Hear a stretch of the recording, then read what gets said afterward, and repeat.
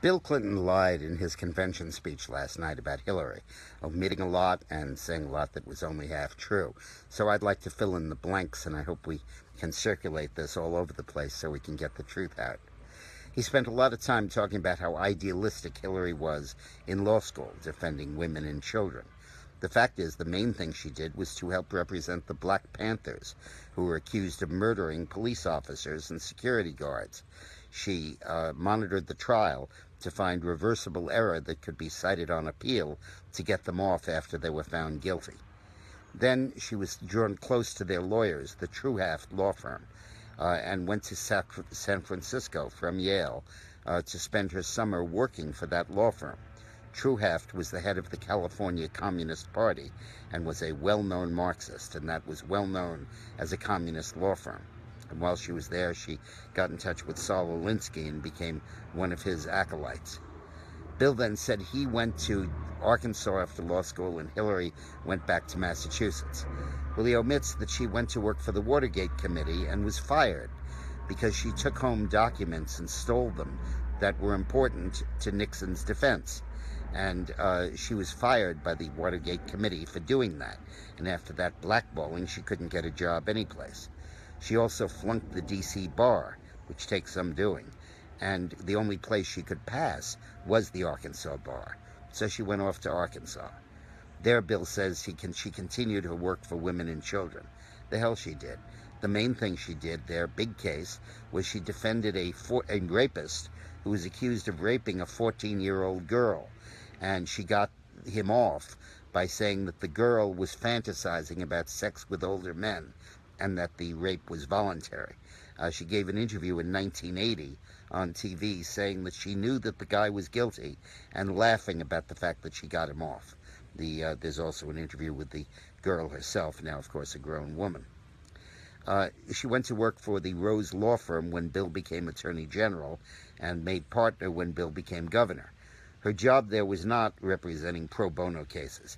It was getting state business through her husband so that the law firm could make a lot of money off his governorship.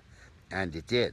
She got a huge retainer to defend the state in a utility case and made tens of millions of fees for the law firm.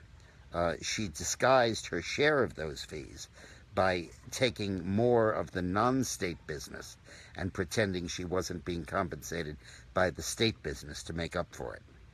She also got involved then in doing phony legal work for Jim McDougal, the head of the Madison Bank, who was barred from buying real estate using his own bank's funds because of the shenanigans he'd pulled in the past.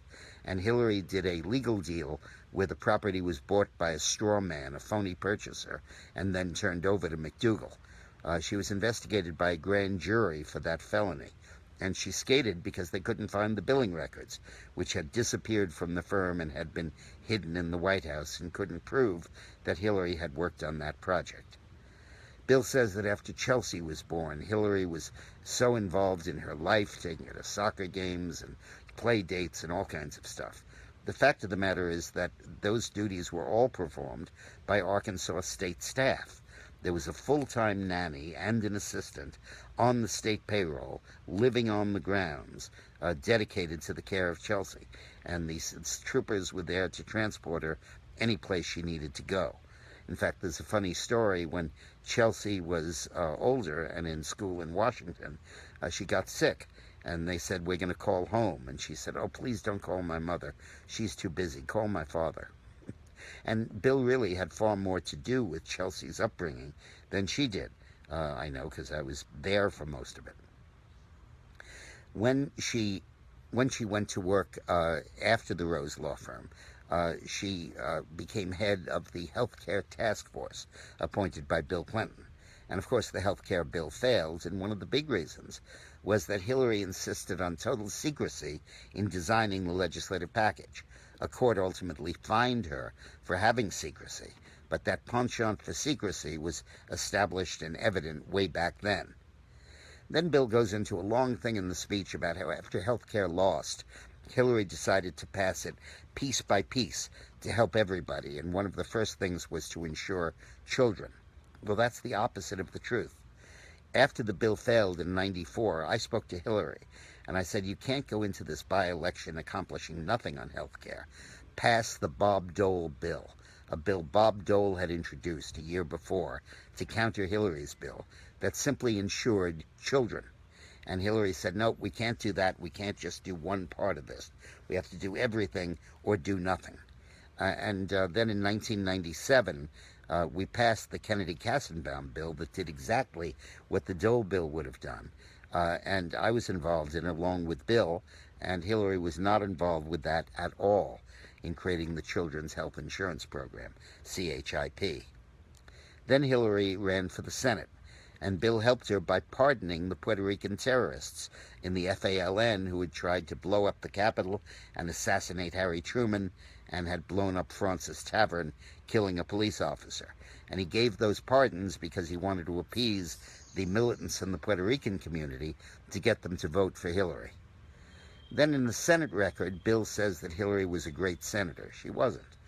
She introduced almost nothing that passed, and of the 8 bills that she did pass, 7 are completely symbolic. Rename a courthouse, congratulate a high school soccer team on winning the championship. There was only one substantive bill, and that had 1 million co-sponsors in addition to Hillary.